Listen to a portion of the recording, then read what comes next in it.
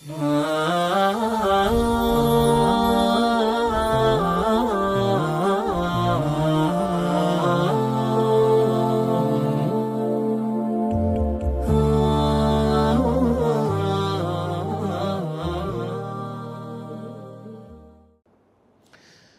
خدایی بەخشندەی میهرەبان هەزارەها هەزار حەمد و شکر و سوپاس بۆ ئەو خودایی کەوا خاوەنی هەموو نیعمەتێکە. درود و سڵات و سەلامی خوای گەورە بڕژێتە سەر گیانی پاچی حەزرەتی پێغەمبەری خۆشەویست و پێشەوا، سەڵات و سەلامی خوای گەورە لەسەر بێ و لەسەر ئال و ئەسحاب و یار و یاوەرانی تا ڕۆژی دوایی. بەڕێزان خۆشەویستان، خۆشحاڵم لەو زنجیرەی بەناوی ماڵەکەت پارێزرا و تۆکمە بکە حەسین بەیتەک لە زنجیرەی هەفتەم بە خزمەت ئێوەی بەڕێز دەگەینەوە.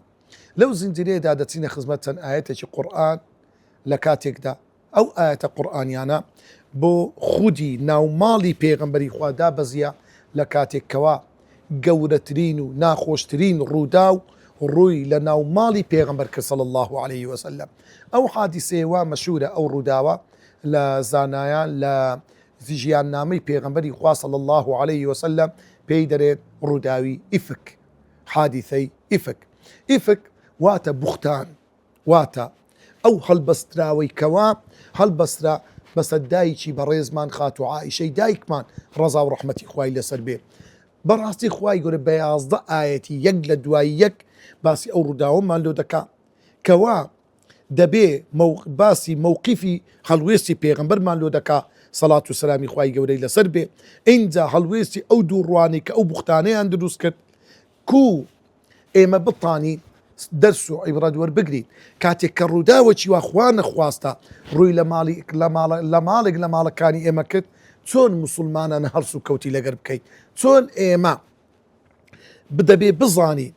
بەڕاستی دەوروبەرمان هەمووی خەڵکی دڵسۆز و پاک و باش نییە، خەڵکی ناحەسەیە، هەموو کەسێک بایخۆی ناحەزیەیە. لۆی ئێمەی موسڵمان کاتێک کە ناحەزێک، کاتێک کە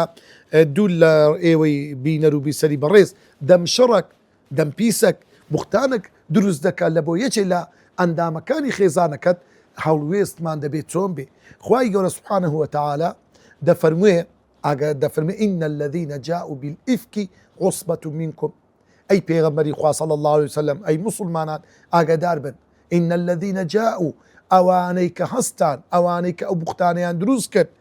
جاءوا بالإفك ئەو بوختان و هەڵبەستراوە گەورەی کە بەدایکمان عائیشە کرا، عصبەتون کۆمەڵێک خەڵکی دیاری کراو بوون، منکم لە خۆتان بوون، یعنی بەناو ئەوانە موسڵمان بوون کە عەبدوڵڵای کوڕی ئیبن ئەبی سەلول ئەو کە گەورەی منافقەکان بوو، ئەو هەستە ئەو بوختانەی کرد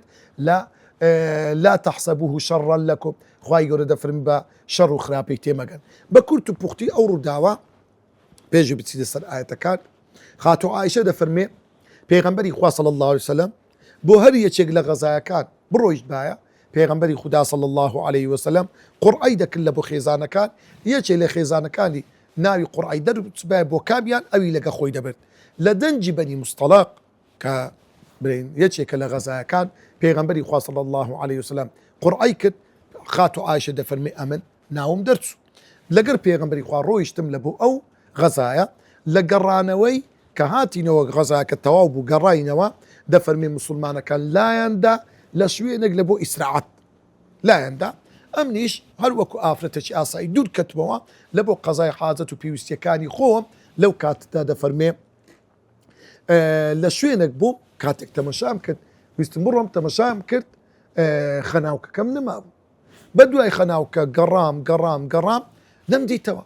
لێ دەرێت کاتێک تەمەشام لەوەی خەریکی ئەو خەناوکە کە زۆر بە قیمەت و شتێکی لام بنرخ بوو، دەفەرمێ کاتێک بە هۆش خۆم هاتبوو بچم بزانم جەماعەتیان لێت هەموو ڕۆیشت بوون. لە دوایی دەدرێ ئەو حوشترەی کە لەوێن دەربرین لە ئیسراعەتدا بوو، یەخی کرد بوو، هەستاوە خەناوکم لە بن حوشترەکەی بوو، هەڵم دیتمەوە. بەڵام دوای ئەوەی کە چوومە لای جەماعەت موسڵمان و پێغەمبەر صلی الله علیه وسلم جەماعەت هەموو ڕۆیشت بوون. لەبەر ئەوەی دەفەرمی ئەو وەختی ئەمن ئافرەتێکی لاواز بوو، وایان زانی بوو ئەو کەژاوەی کەوا ئەمنی لەسەر پشتی حوشتر دانرا بوو هەریان گرت بوو، ئەو وەختی هەندە سووک وایان زانی ئەمنی تێدایە، سندوق کەژاوەکەیان هەر لەسەر پشتی خوشتیان نانابوو ڕۆیشتم ئەمنیان بەجێهێشت بە تاقتێنێ ئەمن مامەوە طبعا دەڵێ زۆر خەفەتم خوارد گوتم حتمما ئەوان دەڕۆن دوای ماوەیەک دەزان ئەمنیان لەگەڵ دێ دەگەڕێنەوە بە دوامدا دەڵێ ڕۆیشتن ئەمن پارم داوە دەری ئەوە بۆرژام سەرخەوەکم کرد لەگە دەنجی ئینا لله وئینا ئیلەیه ڕاجعونی کەسێک بەخەبەر هاتم تەمەشام کە سەفوانی کوڕی معەتەڵە واللهی دەرێ کەسێکی هەندە بە ئەدەب بوو بە ڕەوشت و بە ئەخلاق بوو کاتێک کە ئەمنی دیت یەک کەس ڕووی خۆی وەرجێڕا وراغەکەی هینا داینا پشتی خۆی لەو لای کرد ئینجا ئەم سواری سە پشتی وراغەکەی بووم لی پرسییم تەوان چیە خەبەرەکەم لۆ جێڕاوە ڕۆیشتین هەتا بەگەر پێغەمبەری خوا کەوتینەوە صلى الله عليه وسلم بەڵام لە ڕێگادا عەبدوڵڵای کوڕی ئیبن ئەبی سەلول ئێمەی دیت لەگە یەک دوو کەس کاتێک کە ئێمەی دیت ئینجا دەڵێ من ئاگام لێ نییە هەستا بوختانێکی زۆر گەورەی کە بابەتی ناموس کە بابەتی عەرز و ناموس بە خاتو عایشەی داکردبوو کە وتبووی من خاتو عائشەم لەگەڵ سەفوانی دیتووە لەسەر کاری خراپە ئەوە ئیفکە ئەو بوختانێکی زۆر گەورەیە خوای گەورە دەفەرمێ ئەی پێغەمبەری خوا ئەی موسڵمانان ئین الذین جاءوا بالئفک ئەوانەی ئەو بوختانە گەورەیان هەڵبەستا لەسەر دایکی ئیمانداران و خێزانی پێغەمبەر و کچی ئیمامی ئەبوبەکر خاتو عائشە عصبة منکم کۆمەڵێک خەڵک بوون لە خودی خۆتان یعنی ئەو منافقانە بە حساب بە زار بە ڕواڵەت بە ئاشکرا دەیانگو ئەمەش لەگەڵ پێغەمبەری خوای بەڵام لا تحسبوه شرا لكم خوای گەورە یەکەوسە دڵی ئینسان دەداتەوە کە شتێک ڕووی لە ماڵەکەت کرد وا مەزانە هەمووی شەڕ و خراپەیە بزانە خوای گەورەیە و تاقید دەکاتەوە لۆیە ئینسان زۆر میمە لە کاتی بەڵاو موسیبەتەکان نەرم بی لەسەر خۆبی حکمەتی هەبی پرس و ڕابکە لا تحسبوه شرا لكم وا مەزانە هەمووی شەڕێکی مطلقە خراپەیە لۆ ئێوە هاتیە بل هو خير لكم بەڵکو ئەوە خێری تێدایە ئیبن الجوزی دەفەرمێ ئەو خەیرەی کە خوا باز دەکا لە پێنج ڕووە بوو یەکەم بەڕائەت و خوای گەورە بەدەقی قورئان بەڕائەتی خاتو عائشەی کرد دووەم ڕێزلێنانی خوای گەورە بۆی کە وەحی دابەزان لە دەربارەی خاتو عائشە سێم ئەجر و پاداشتێکی زۆر گەورە بوو بەرامبەر بە سەبرگرتنیان لەو بەڵاو موسیبەتە سێم پند و ئامۆژگاری لۆ هەموو ئیماندارێک هەتا ڕۆژی قیامەتێ ئەگە شتێکی وایان بەسەرهات چی بکەن پێنجەم خوای گەورە تۆڵەی وەرگرتەوە لە هەموو ئەو کەسانی کەوا ئەو بوختانەیان کرد کەواتە بل هو خير لكم ئەوە خێری تێدایە لە بۆ ئێوە لكل امرئ منهم ما اكتسب من الإثم بەڵام ئاگدار بە هەر کەسێک بە قەدەرایی تێوەگڵان و قسەکردن لەو بابەتە گوناح و تاوانی لە بۆ دەنووسرێ والذي تولى كبره منهم ئەوەی پشتی هەرە گەورەی بەرکەل لەو گوناح و تاوانە لەو بوختانە لە ئازاردانی پێغەمبەری خوا و خانەوادەی پێغەمبەری خوا لەهو عذاب عظیم عذابێکی زۆر گەورەی هەیە لۆیە کاتێک کە باسی خزمەکت کرا کاتێک کە باسی جیرانەکت کرا لە ڕووی عەرز و ناموسەوە زۆر ئاگدار بە حتا پێت دەکرێت خۆت بپارێزە نەکەی پشتی هەرە گەورە لۆتوبی ئەو جار وەیە دایکەکی بەڕێز بوختان بە کچی دەکرێت کەسێک خەسووە کەسێک خوشکە ژنە هەر کەسێک لەو عائیلە دەبی زۆر ئاگەر لە زمانت بی لەو بابەتە حتا پێت دەکرێت ئەو فتنەیە دامرچێنە خوای گەورە گلەیی لە موسڵمانان دەکا بە چار ڕەخنە و سەرزەنیشتی زۆر تۆن لەولا ئیذا سەمیعتموه ظن المؤمنون والمؤمنات بأنفسهم خيرا خۆزگە ئەو کاتە ئیمانداران جێبیستی ئەو بوختانە بەدایکی ئیمانداران کرا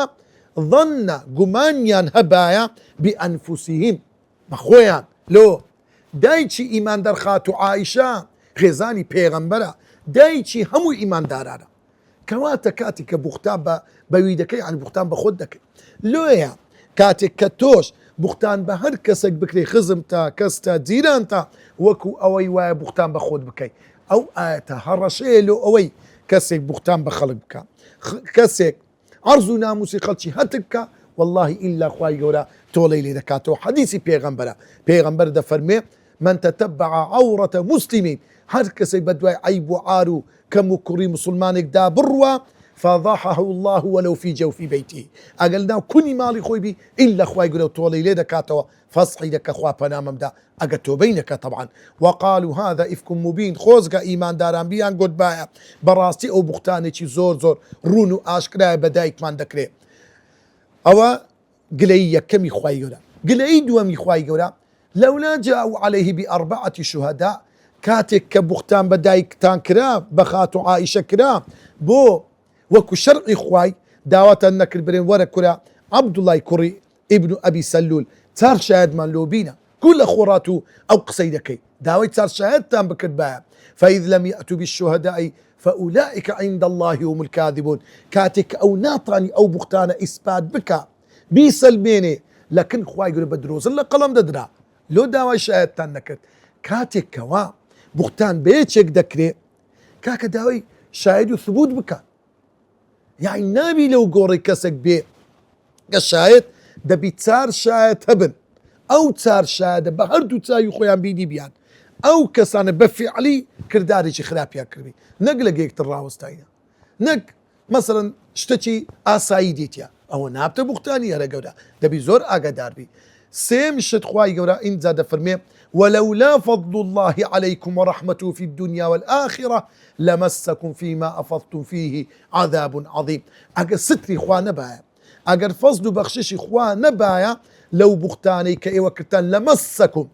إيشو آزارتي هند طنطان بيدا جيش فيما أفضتم فيه لو بختاني كخوتان تي وقلان كقصتان تي داكر كهندك كدلي بي خوشبو عذاب عظيم عذاب سزاءتي زور بطندي خواي جورات ايوي دقرتوا خواي قولوا دفرمي تاربيشت إذ تلقونه بألسنتكم وتقولون بأفواهكم هركاتي قصي كتا برزبانتان طبعا عاد تقصر كتو برجي بلام أو كسي قصك دبيستي فكري لي ركاتوا بلام هند كسينا هر قصكي بيست ببي فكر لي كوسر أو يجدي ليتوا زور خيرا إذ تلقونه بألسنتكم هرقسك بردوتان كوت وتقولون بأفواهكم بزمان ايوش ديلينا ما ليس لكم به علم لكاتك داك علم زانت زانياريتي راستقينة النية لدرباري أو بابتا دبايا ايوا قلتم ما يكون لنا أن نتكلم بهذا والله لبو ايمن يمشيش بيدا باسي أو بابتا بكم دبايا بلين لبو ايمنية قصبكين درباري كسيك كدايك ما دايتشي إيمان دارانا درباري كسك كخيزاني بيغمبر صلى الله عليه وسلم درباري كسك ككتي أبو بكر الصديقة إنت بريس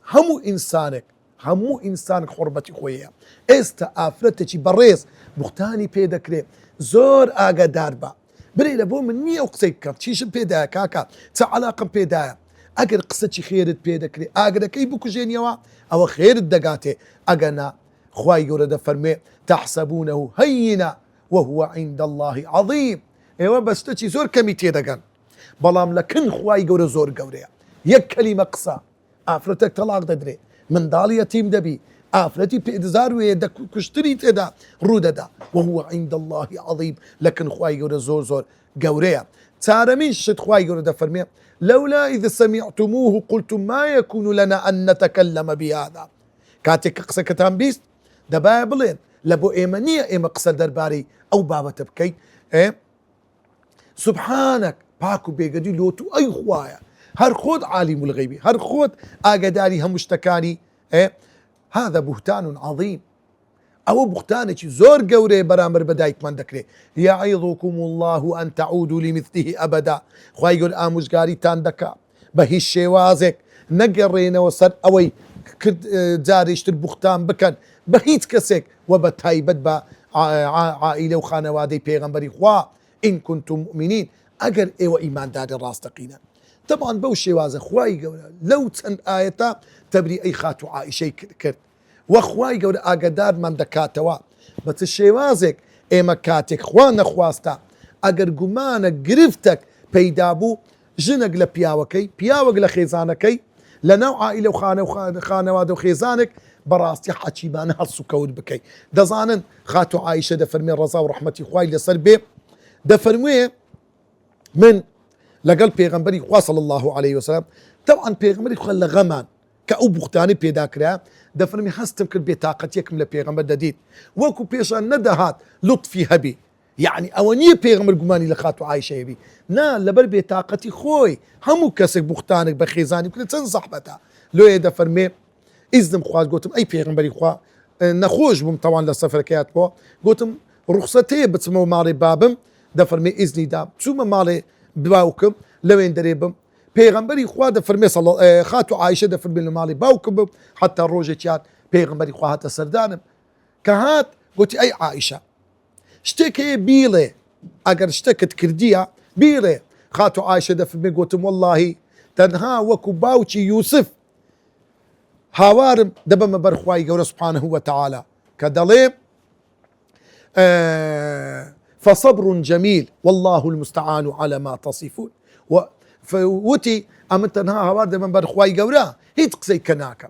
طبعا لو كاد دا بيغمري خوادا فرمي برسياري با هندق راويجي بالصحابة كان كرت يقلو أنا إمامي عليا يقلو أنا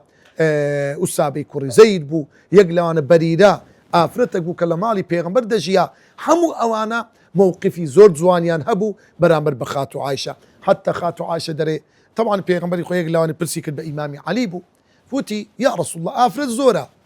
دطاني أقر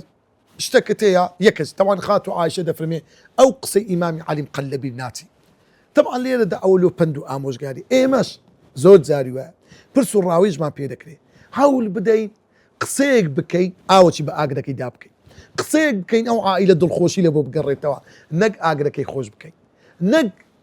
يعني خيبة بريني أو خلك يدابكي زور حيفو بخابنا يعني كسك بختاني بيداكرا كسك دركاكا والله ومنكر ديا دو قصي خير بكا حتى براسي ساريجي برينك بي مشكلة كانت سارة سربي وميدوارين خواي قورا خانوادو خيزانا كان من باريز راو بكا لهمو بلايك لهمو فتنيك لهمو ناخوشيك بو أميديك خواي قورا كل بالك كان من ببختوري بجين لقيامته لفردوس الأعلى